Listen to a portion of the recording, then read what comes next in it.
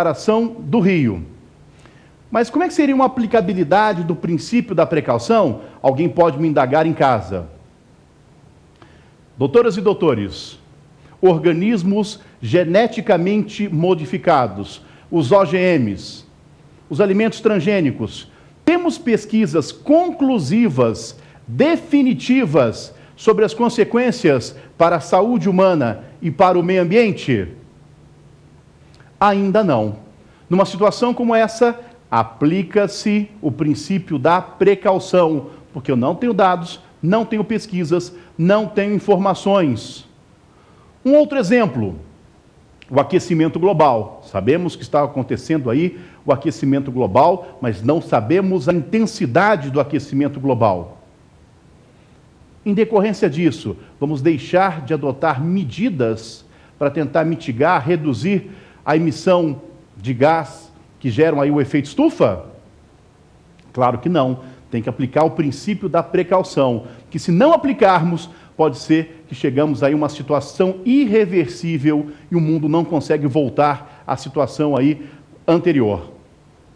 Tudo bem, pessoal? Princípio da precaução e na sua prova, cuidado para não confundir com o princípio da prevenção. O princípio da prevenção é o princípio da certeza científica, do risco conhecido, do dano conhecido. Por que conhecido? Ou porque já ocorreu anteriormente, como uma atividade minerária. Todos nós sabemos que uma atividade minerária causa degradação ambiental, por vezes, significativa degradação. Quando eu tenho dados, tenho pesquisas, princípio da prevenção. Quando eu tenho a dúvida, a incerteza, princípio da precaução. Tudo bem, pessoal? Princípio da precaução igualmente previsto aí na Declaração do Rio. Outro princípio, princípio da informação ambiental.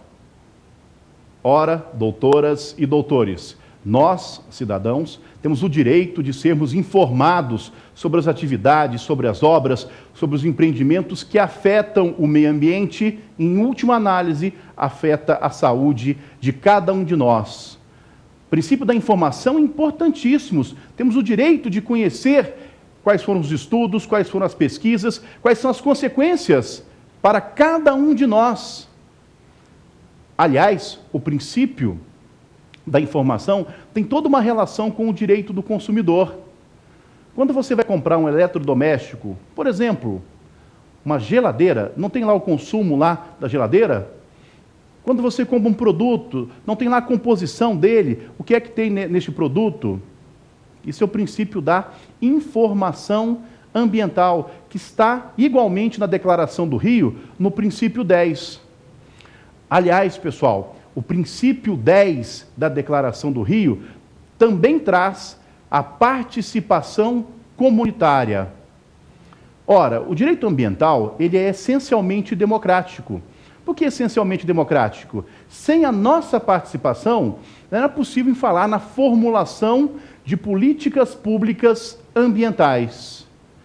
Em decorrência disso, a Declaração do Rio coloca aí a possibilidade, que eu reputo muito mais que uma possibilidade, um dever de cada um de nós participar das decisões.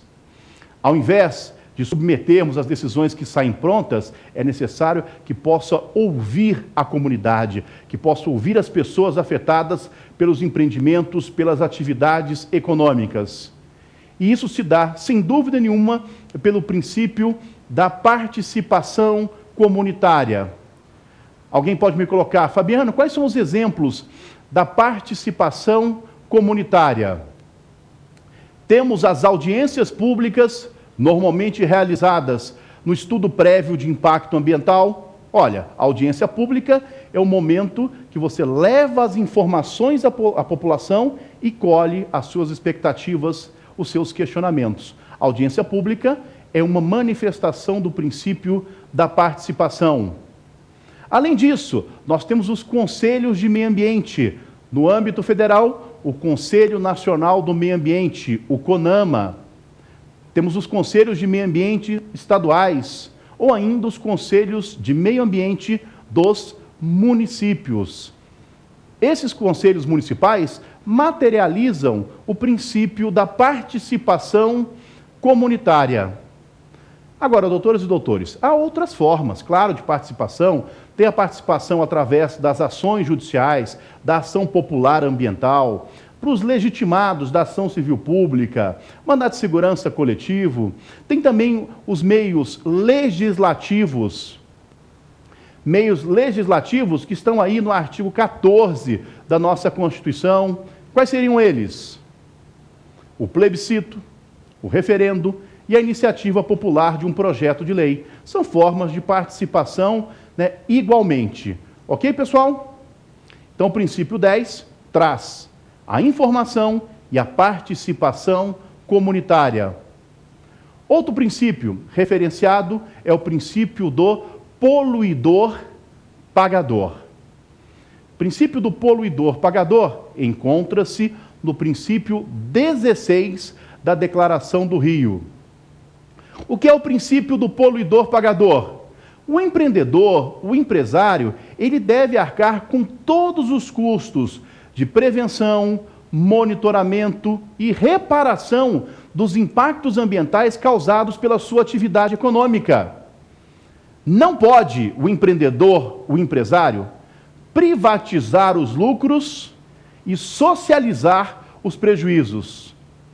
Para isso, o princípio do poluidor-pagador obriga que ele não pode lançar na atmosfera, gases, efluentes e resíduos sem antes tratá-lo. Não me parece justo isso. Afinal de contas, é obrigação do empreendedor. Se ele quer utilizar os recursos, ele que faça o tratamento antes de lançá-lo ao meio ambiente. Então, os custos de prevenção, monitoramento e reparação dos danos ambientais, dos impactos ambientais, cabe ao empreendedor pelo princípio do poluidor-pagador. Só para que os nossos colegas possam referenciar, o princípio do poluidor-pagador está também no nosso ordenamento jurídico. Por exemplo, no artigo 4º, inciso de número 7, da Lei 6.938, de 1981, que é a Lei da Política Nacional do Meio Ambiente. Ok? A previsão, então, do princípio do poluidor-pagador está no princípio 16 da Declaração do Rio. Outro princípio da variável ambiental no processo decisório das políticas de desenvolvimento. Princípio da variável ambiental no processo decisório das políticas de desenvolvimento. Princípio que alguns autores chamam de princípio da ubiquidade. Este princípio, pessoal, está na Declaração do Rio igualmente, no princípio 17. De maneira bem simples, absolutamente todas as políticas, planos e programas governamentais devem contemplar a variável ambiental. Antes de se pensar economicamente, pensa-se na variável ambiental. Como é que isso se efetiva? Com as leis orçamentárias. Olha, o plano plurianual, a lei de diretrizes orçamentárias, ou a lei orçamentária, tudo isso deve contemplar a variável. Temos agora o PAC, o Programa de Aceleração do Crescimento, o PAC do governo federal. O PAC também tem que contemplar a variável ambiental. E para fecharmos, temos também o princípio da cooperação entre os povos. A proteção ambiental interessa a todos os países do mundo. Afinal, os impactos ambientais são transnacionais, não se circunscrevem a limites geográficos. Todos somos afetados. Portanto, a Declaração do Rio traz princípios da cooperação entre os estados, entre os povos. Que princípios? Só a título de exemplo: 2, 4, 5, 7, 27, são os princípios que falam aí da cooperação entre os povos. Como vocês podem reparar, há toda uma importância dos princípios da Declaração do Rio e, sem dúvida, para a sua prova, ok? Fica a dica, não deixe de estudar a Declaração do Rio. Vamos agora para mais uma pergunta. Professor, uma das discussões mais importantes que temos atualmente é sobre as mudanças climáticas.